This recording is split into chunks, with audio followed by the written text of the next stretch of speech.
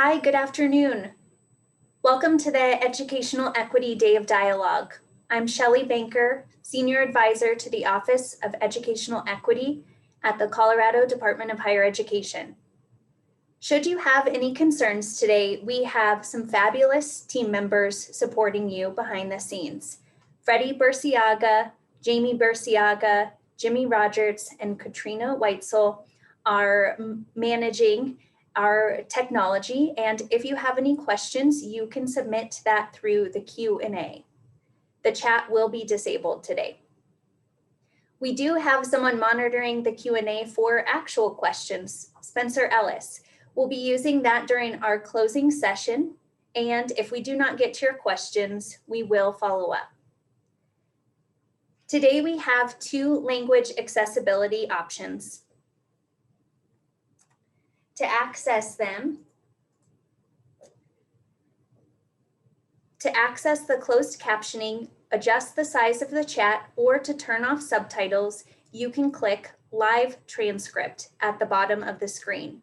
You can then go to Subtitles, Settings, Hide or Show Subtitles, or Show a Transcript of the event. This feature is through Zoom, and there are some limitations. We've asked all speakers to spell out acronyms when possible and to speak a little clearer to accommodate this. Additionally, in interpretation, you will find that we have two Spanish interpreters with us today, Graciela Zozaya and Alan Caratella. You can switch between Spanish and English channels or keep interpretation off entirely. If you select English and mute the original audio, you will only hear English. If you select Spanish and mute original audio, you will only hear Spanish. Again, these channels you can find down at the bottom of your screen in interpretation, and you may need to mute the original audio or you will hear both. We will be recording today's session and making slides available. We know there are some of our members who had planned to attend today who simply will not be able to due to the blizzard that happened. But we are glad that you're here with us now or watching this recording later. I'd like to, now that we're all set with technology, I'd like to get started. And again, welcome you all to the Educational Equity Day of Dialogue. First, we will begin with a land acknowledgement. Today, as we gather virtually, we acknowledge that throughout the state of Colorado, we are physically situated on the ancestral lands and territories of the Ute, Cheyenne, Arapaho, Apache, Kiowa, Comanche, and Shoshone peoples, and our keynote speaker, who is joining from the ancestral land and territory of the Piscataway Nation in Maryland. Today, as we discuss equitable education in Colorado, who has access and who does not, who is shown in our data and who is not, we want to acknowledge the past, present, and future stewards of this land. Together, we commit to learning and retelling the true story of our Indigenous communities, specifically the contributions and lived experiences of Native peoples, which have long been told from dominant perspectives without full acknowledgement of Indigenous peoples who continue to live in this area. Thank you for your attention and respect in acknowledging this important legacy. And with that, I'd like to introduce our Executive Director of the Colorado Department of Higher Education, Dr. Angie Paccione. Thank you, Shelley, and thank you all for tuning in today to our first of hopefully many conversations around equity and educational equity, our day of dialogue. Wanted to share with you a timeline of kind of the why of the day. In 2017, the Colorado Commission on Higher Education published our master plan for higher education, which set an ambitious and necessary goal of 66% credential completion by 2025. I like to say on the way to 75%, because industry and the marketplace demands that 75% of the jobs require a credential. So 66% is only by 2025. In order for us to reach that goal, it was necessary for us to look deeply at our state data and understand who was completing and who was not. Disaggregating the data was critical. and it's the why. Later in 2017, Colorado was the first of 3 states to be selected as a recipient of the Lumina Foundation's Talent, Equity, and Innovation Grant. This ignited our work and set us on our current path by creating an equity toolkit for inclusive teaching and learning, led by a very generous steering committee. It provided support for 3 sub-grants at Colorado State University Pueblo, Community College of Aurora, and Pueblo Community College. And it supported the first cohort of the Equity Champions Coalition. When I came on the scene in 2019, appointed by the governor to lead the department, I realized that in order to advance the work of the Equity Champions Coalition and build on the momentum of the Lumina Grant, we needed to have a Chief Educational Equity Officer. The governor agreed and supports this, and we added it to our budget proposals in that early years, and then we ran into budget shortfalls. So we continued the work without the Chief Educational Equity Officer. Thank you, Shelley, for stepping in as a senior advisor. In February of 2020, the department convened a student roundtable with former U.S. Secretary of Education John King Jr., and we'll reference this session in other ways today. But what we heard from this group was that we had a lot of work to do. We had done work, and we continue to do work in the direction, but we still have a lot of work to do. And then in the spring of 2020, fully engulfed in the COVID crisis, the department created the Office of Educational Equity to really create a space for this work, even as we continue working on a budget request for the Chief Educational Equity Officer. In June of 2020, the Equity Champions Coalition co-published its first ever report on educational equity alongside the Department of Higher Education. One of the first recommendations and action items in the report was to host a day of dialogue, and that's where we are today. Shelley. Thank you, Dr. Paccione. So this is the first of many future conversations. And while there will be a lot of sharing today, we hope you will participate in our interactive polls throughout the session and continue the discussion in a tool called Flipgrid. This information will then be used to guide future conversations. So we're excited to acknowledge those of you who have been able to join us today and those who registered and are hopefully watching this later. We're going to start with a slide. Who is here today? So this is just based on our registrations. We had more than 500 registrants who said that they were interested in joining us and learning more about this event today. So I want now to take a couple of minutes to see how people are showing up in the space today and for us to practice using a tool called Mentimeter. So let's get started with a few of those questions.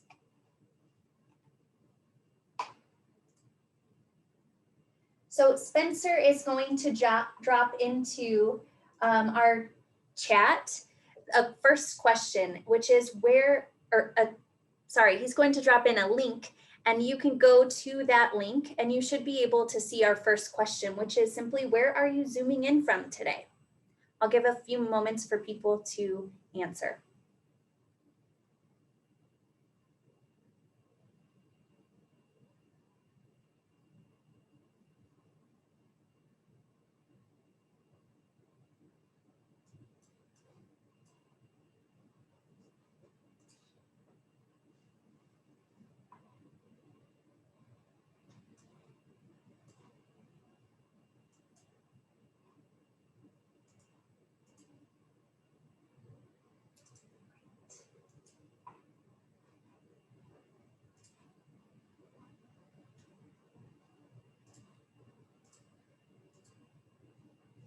This is also my first time using it, so I realized I needed to refresh as you all were answering. So we have quite a few people who are showing up here in the Front Range, the Mountain, Northeast, Southeast, Southwest, a couple from Western, a few from out of state. So we're so glad to have you all joining us today. And then let's go to the next question, which is, and bear with me as I navigate my screen.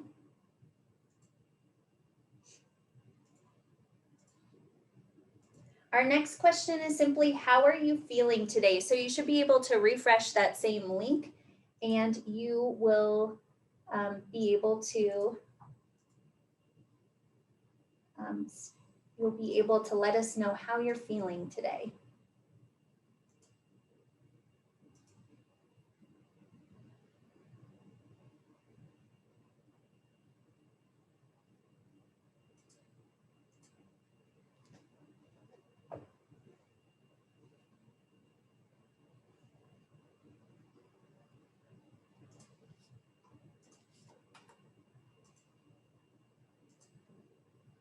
There we go. Thank you. This is my very first time using Mentimeter, which isn't a great time to practice. So I appreciate my colleagues letting me know that I needed to advance the slide. Thank you.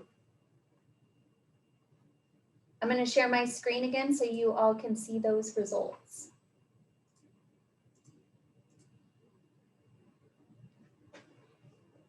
So our questions are, I'm feeling energized. I'm doing well. I'm okay, hanging in there. I'm looking forward to today's event. I'm tired. I'm facing burnout. So thank you all for being part of that, showing up in the ways that you are able today.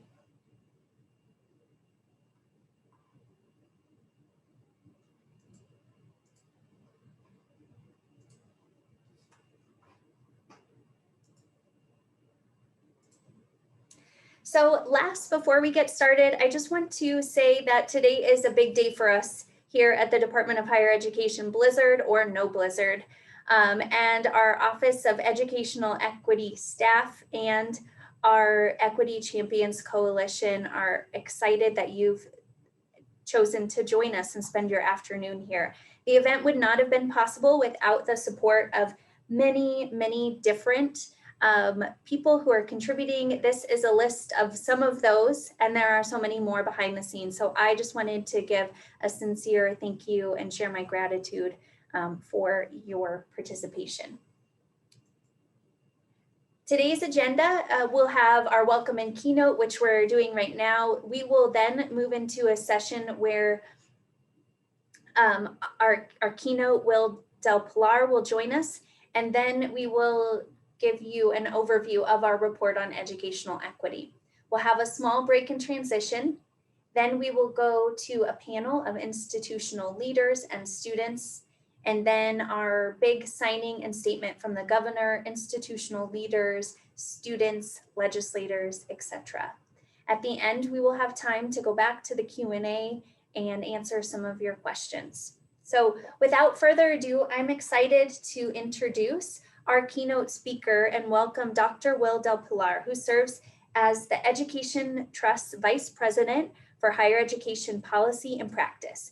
In this role, Will spearheads Ed Trust's mission to highlight inequities and outline solutions in order to improve in access, success, affordability, and completion in higher education for low-income students and students of color.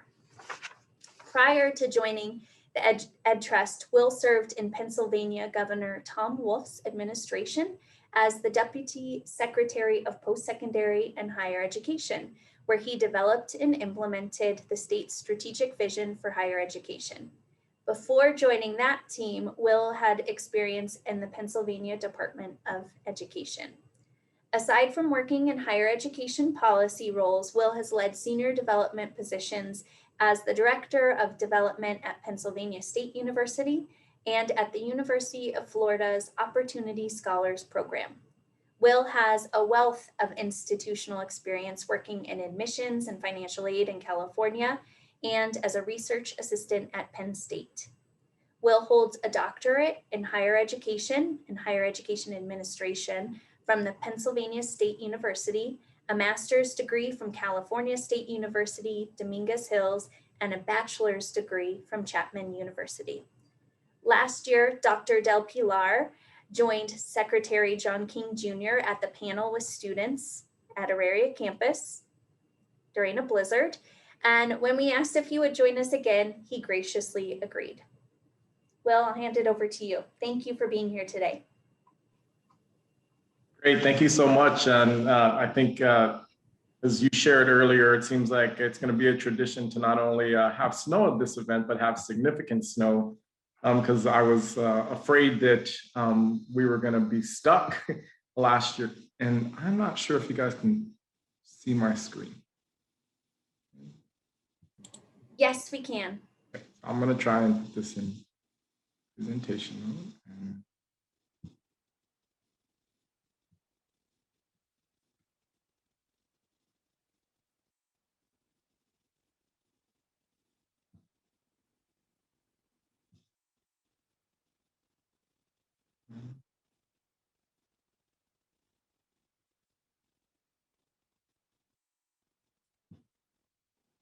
All right, can you guys see that? That's perfect. Great. All right. So I want to thank you all first for inviting me. It really is a pleasure. Last year we had the opportunity to hear from students and engage student voice in a way that I thought was really meaningful. I thought there was really good conversation that happened, and it was a hard conversation, but oftentimes I think that conversations around equity can be difficult conversations that can sometimes be uncomfortable, and I think that that's okay. Today, I'm going to talk a little bit about the state of education for students of color in Colorado. And I'm going to try and look at data, not only from the post-secondary space, but we're going to start with some K-12 data and then work our way up to higher education. I think it's important to do that because opportunity gaps don't start in higher education. They start in the K-12 space or early childhood education space. And so many times the results we see are results of years of what I would call the education debt that we owe students, and especially low-income students and students of color. First, I want to talk a little bit about myself, just really center my experience, because I think that this can be the experience of a lot of low-income students and students of color. I grew up in Southern California, and I'm the oldest son of Wilfredo and Lillian Del Pilar. My father was born in Puerto Rico and my mom in New York to Puerto Rican parents. I'm one of 5 children, and that's the 5 of us and a cousin and I was one of 5 children raised in a bilingual household to a father that took some college courses as an adult, and my mom was a high school graduate. My father was a Protestant minister until he retired, and my mother worked alongside my father in the church. We moved frequently. Growing up, I can recall changing schools around 7 times. And my parents weren't engaged in my education. And while my father had and still has a love for reading, education was left to schools. There existed a trust from parents and communities that schools would make the right educational choices for students. When I started high school, the guidance counselor enrolled me as a teacher's aide for 3 classes in a 6-period day. In my case, the decision my counselor made was that I didn't need to enroll in college prep courses because I wasn't going to college. I was going to get a job after graduation.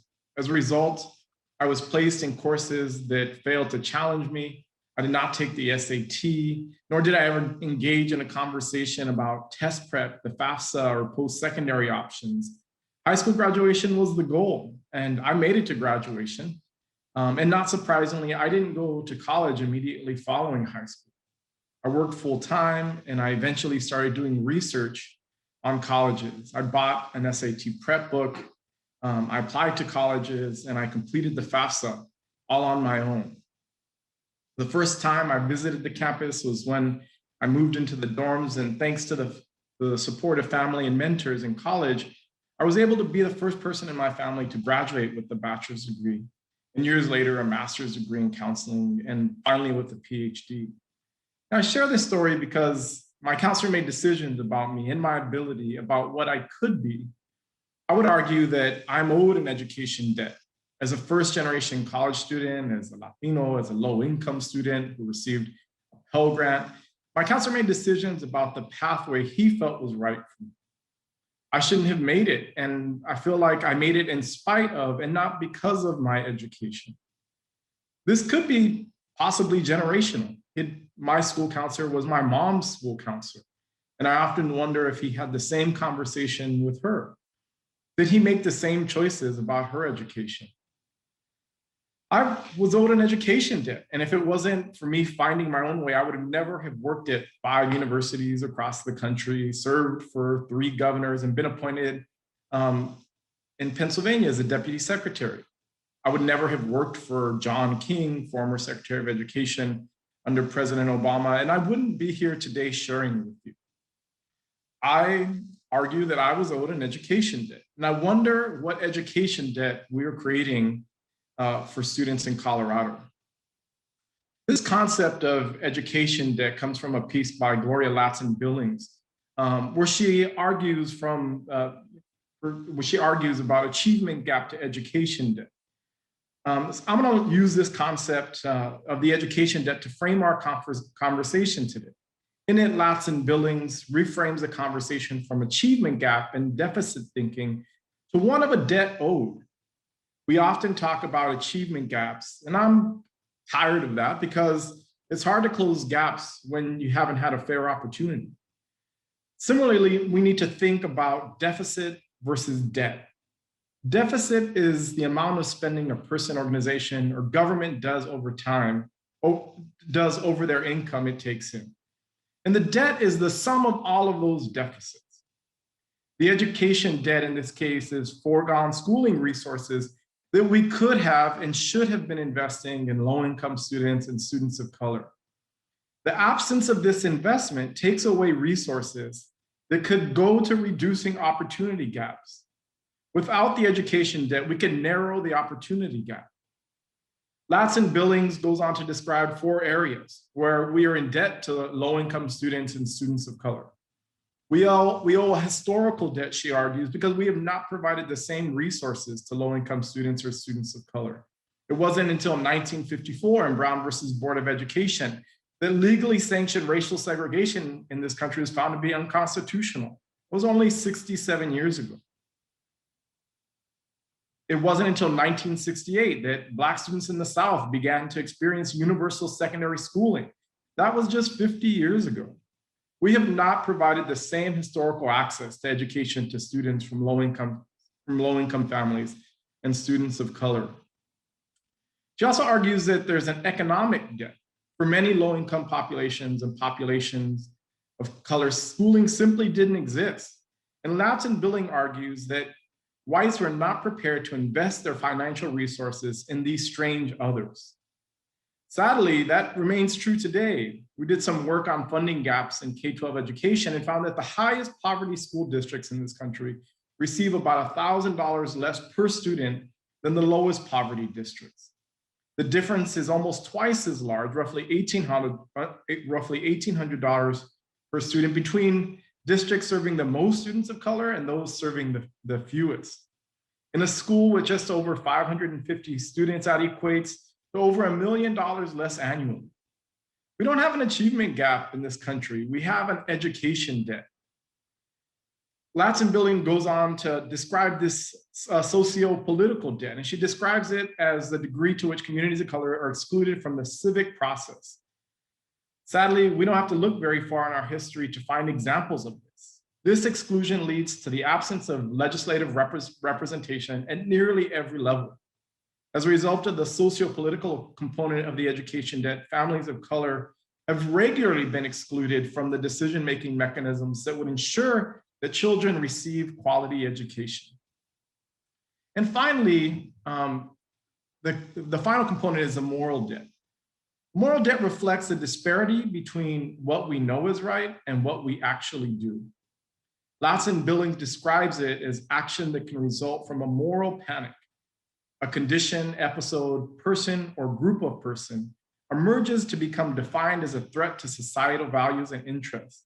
Its nature is presented in a stylized and stereotypical fashion by the mass media, moral barricades, are manned by editors, bishops, and sometimes even a president. If we're going to close the opportunity gap, we first have to bridge the education debt and address the historical, economic, socio-political, and moral debt we owe our students. Sadly, this pandemic is increasing the education debt for these very populations of students. I want us to remember these concepts as I walk through some additional data and research and encourage us to think about the policies and practices at an institutional level that disadvantage students.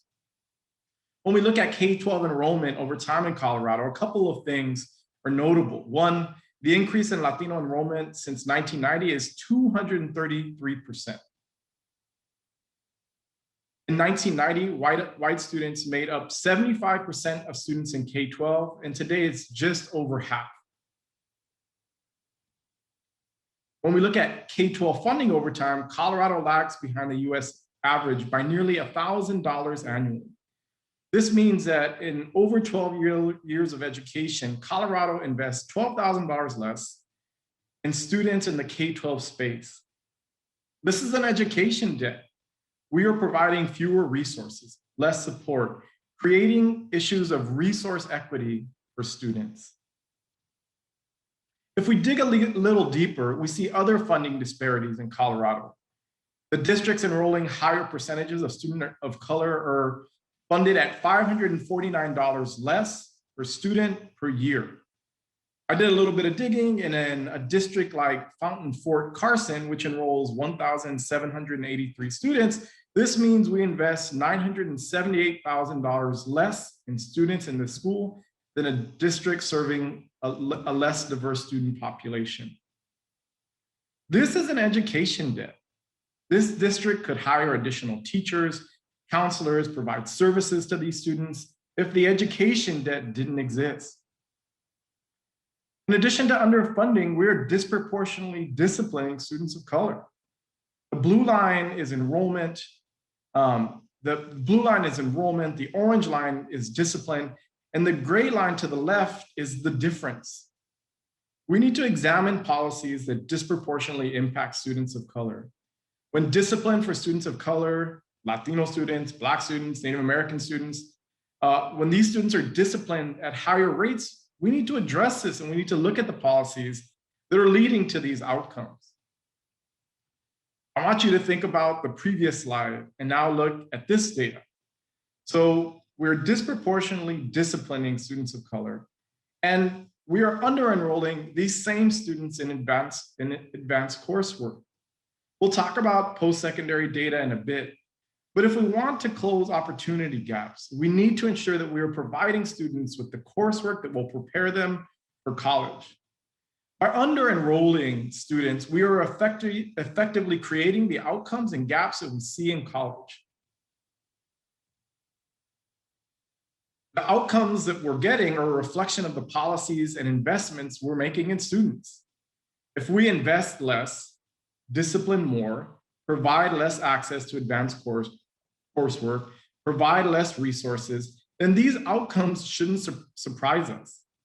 I would argue that Colorado doesn't have achievement gaps. This is an education debt that is a reflection of our policies.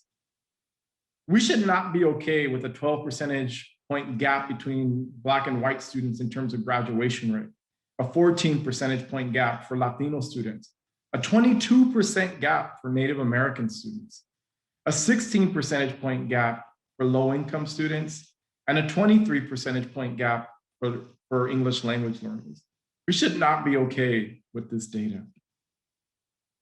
If we're going to close these gaps, so students need access to school counselors.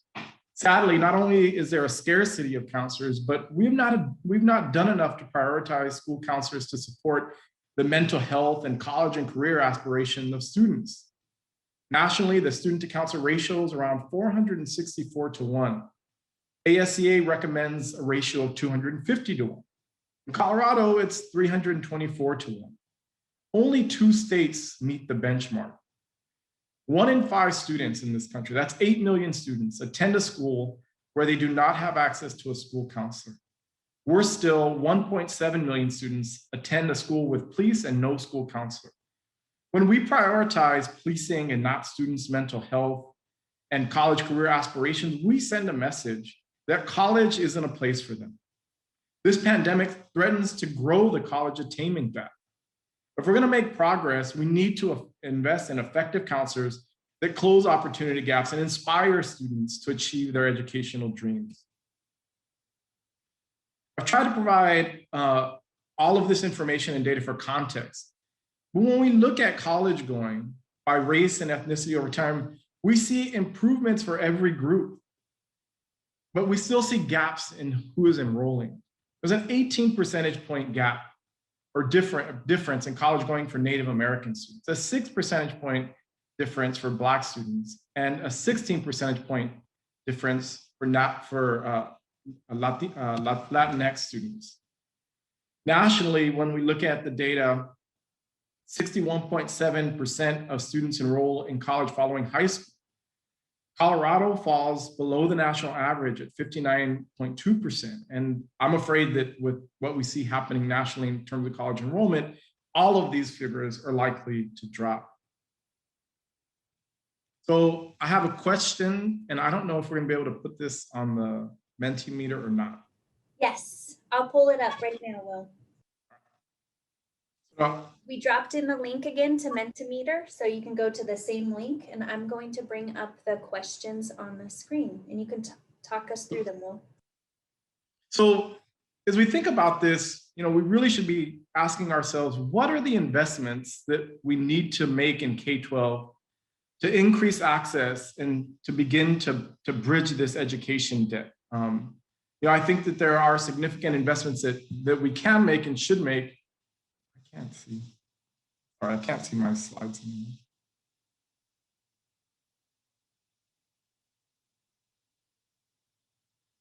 So I know there was a second question. I just can't remember what it is. And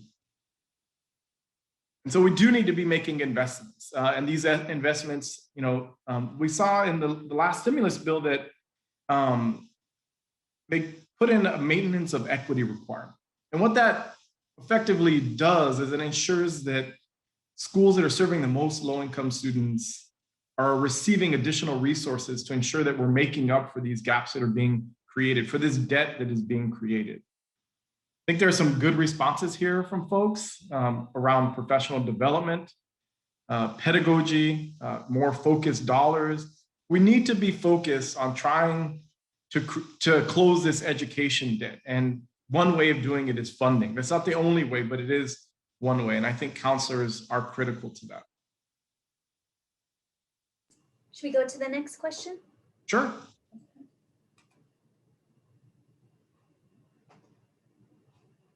I presented a lot of data, and so I'll give you guys a chance to answer this, but what policies at the school level are leading to some of these outcomes that we see? Are there disproportionate impacts to students? Are there policies that are creating disproportionality in terms of some of the way, in terms of the data that I presented? So we looked at discipline, we looked at high school graduation, we looked at access to advanced coursework. There are significant disparities there. And if we're going to close the education debt, and if we're going to make these impacts, then we really need to think about what are the policies that are in place that are leading to the outcomes that we're experiencing in Colorado. A lot of good implicit bias, school choice, digital access. We know that's disproportionate. I presented some of the disciplinary policies. A student can't learn if they're not in school. And so we really do need to think about the policies in the K-12 space, but also the links we're making between K-12 and post-secondary, which oftentimes we don't really think about, how we're creating access for students or how we're creating that through line for students into higher education. Thanks, Shelley. Can we go back to the slide? Do I have to share my screen again? I think you'll have to share your screen again, but I'm happy to. All right. Okay. Thanks.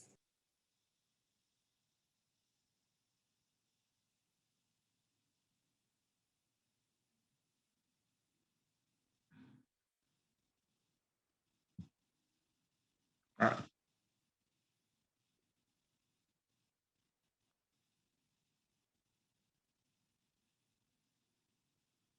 I'm not sure. All right, so I'm going to share a little bit of data on why this matters. So why does this matter? Here we see mobility for non-high school completers. Right, this is social mobility in terms of economic quartile. I'll just share it. The vast majority of non-high school degree completers born to poor families stay poor. A few make it to the middle class by adulthood, but those born in the bottom quintile who don't earn a high school diploma have a very small chance of reaching the top income quartile. It's around 1%. Now let's look at mobility for Americans born in the bottom quintile, right? That's that blue 16%. Who make it to who earn a college degree and what social mobility looks like for them. For degree completers born in the bottom quintile, there's a much more even spread. Only 16% of college grads stay poor. So earning a degree cuts the likelihood of getting caught in the cycle of poverty in half. About a quarter of degree earners move up to middle income quintile, and 20% of college grads from the lowest income quintile families end up in the top quintile. So we know that earning a college credential has an impact on social mobility. Additionally, this is critical because Colorado has set an ambitious state attainment goal that aims to erase equity gaps and for 66% of the population to have a credential by 2025. But when we look at college attainment, we see significant gaps. Currently in Colorado, 52.2% of white adults have an associate's degree or higher. That's still 14 percentage point gap to the 66%. When we look at some of the other populations, we see, what I call very, very large gaps. For Black adults, it's a 29 percentage point gap. For Native Americans, it's a 34 percentage point gap. And for Latinos, it's a 44 percentage point gap. That Latinos in Colorado there's only one state that has lower attainment than Colorado, and that's California. And the gap of this size, there's only one state that has a bigger gap, and that's California. And so we have a lot of work to do if we're going to close these gaps. I want to present some data because what's happening nationally is a little bit concerning. At the same time, we know that college has value and that when we look at unemployment data, we see all of the trends that happen for those who have a college degree versus those who don't. When we look at what's happened, we see decreases across the board nationally in enrollment. But when we look at first-time enrollees, this is first-time enrollment in the fall of 20. These type of equity gaps should really concern us. We see a 23% decrease among Native American students. We see nearly a 20% decrease among first-time Latino students. We see nearly a 19 percentage point decrease among Black students. And these gaps should really concern us, these decreases, because of these gaps in attainment. So what might this look like in Colorado? Colorado has around a 5.7 percentage point decrease. This is from the National Student Clearinghouse.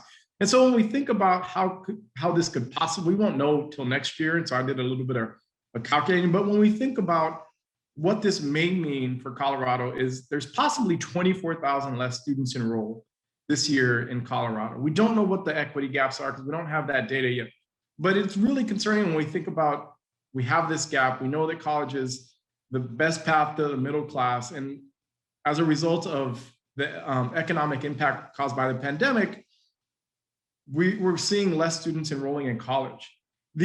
I would argue that these gaps, are part of what we're seeing in terms of enrollment are impacted by affordability in the pandemic, but we've been seeing some decreases in enrollment, I would argue, over time when we look at the data. So there are questions, and I don't know, Shelley, I think you take over now and post the question. So what should we be doing to improve access for students who have taken a gap year? And I would, I argue that many times low-income students who don't go to college don't take a gap year. They just don't come back to post-secondary.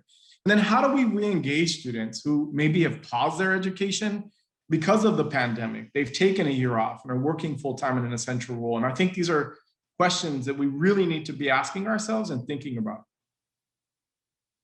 We're going to skip the question. Oh, all right. I'm pulling it up. I think we might skip the last set of questions though, Okay, Will, and put them as the Dave dial in the discussion, but I'm going to pull up that question right now. If you want, yeah, that'd be great.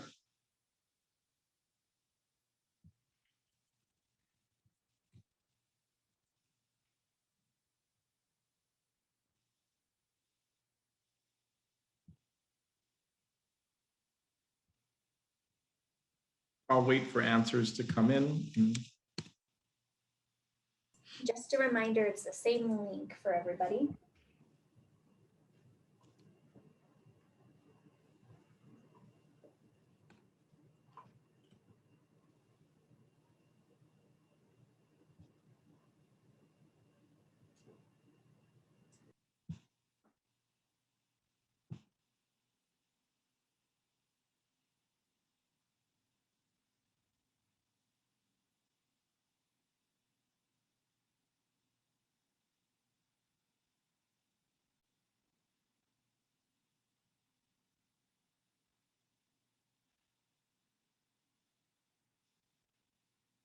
Let's go ahead to the next question. All the answers will be stored as they're coming in.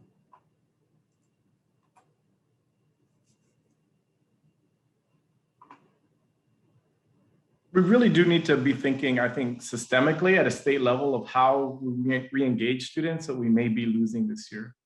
Any student who takes time off and doesn't continue their education, I would say we have significant impacts at the state level, not only because of jobs that are being created. We know from the research that 65% of jobs, 65% of jobs that are being created require some type of post-secondary credential. And so having that credential is critical. And so if we want to prepare people for jobs in the state, jobs that are being created, and then we really need to be thinking about how we re-engage these students. I think providing financial support is critical. How do we create, need-based, or how do we really invest in need-based scholarship in a way that encourages students to come back? The policies that we create can't just address first-time students, so we need to think about how do we get people back. And I think that that's critical. I think that online is an option. And I do think that's an option for a lot of students. In fact, a lot of higher ed, has transitioned to that this last year. And so I think it's a good option for students. We need to be thinking about these flexible pathways. And someone, I think, mentioned that as a response. So I do think we need to be thinking about what are the right pathways, or what are the flexible pathways, or on-ramps and off-ramps that we need to be providing students. We need to think about, some states have adopted free college programs. Is that an option? That's something we should be thinking about as a way to really encourage re-enrollment or enrollment for students who may have taken this gap year. All right, can we go back to the presentation? Yeah. This data is from the Colorado Equity Report. And I know that there's some information that's going to be shared, so I won't go in depth into this data, but when we look at every progress metric, we see that there are gaps. These gaps are a byproduct of the education debt, where students enroll, campus climate, the impact of affordability, and whether students have to work. The gaps carry forward into campus retention. And if we're going to improve graduation rates and close opportunity gaps, we need to make sure that we are providing the necessary services and supports to ensure that students can stay enrolled and get to graduation. Finally, we see significant gaps in graduation rate. These are not, like I said, achievement gaps, but they're a function of the education debt. But these gaps can be closed. We've seen institutions that have worked to close these gaps. We just need to ensure that we're providing students and institutions with the resources to support students to graduation. And I'm going to share the question, but we're not going to do the Mentimeter. But why are there gaps in progress towards degree retention and graduation rate among students? I listed some of them. Campus climate could be a function. Affordability could be a function. It could be that students have to work. We see a significant impact on that. But we need to be thinking about all of these conditions that create these gaps. How do we address campus racial climate? That was a huge question, or that was a huge issue that students brought up last year during the student panel. And how do we address how students experience campuses and how we create comfortable environments for students so they can find that sense of belonging? So I think it's important for us as college administrators, I saw there was a lot of college administrators, to really think about what are we doing to create that sense of belonging for students, especially low-income students and students of color, to help us get to the attainment goal that Colorado has. I would charge that we really need to establish a framework to examine practices and policies that address educational disparities. And I think Colorado has begun to do this. We have to examine our data. We have to be prepared to have a conversation about opportunity gaps. That's what the Day of Dialogue is about. What policy, we have to ask ourselves, what policies or practices are leading to the outcomes that you're getting? Why do you have this policy practice? Why historically have you done this? Is there a reason for it? What is its intended purpose? And is it fulfilling that purpose? What are the necessary levers for change? Or what support do we need to change this? And then how are we going to track change over time? If we don't strive to advance equitable opportunities for students and attempt to tackle the education debt, we simply become instruments of social reproduction instead of instruments of social mobility.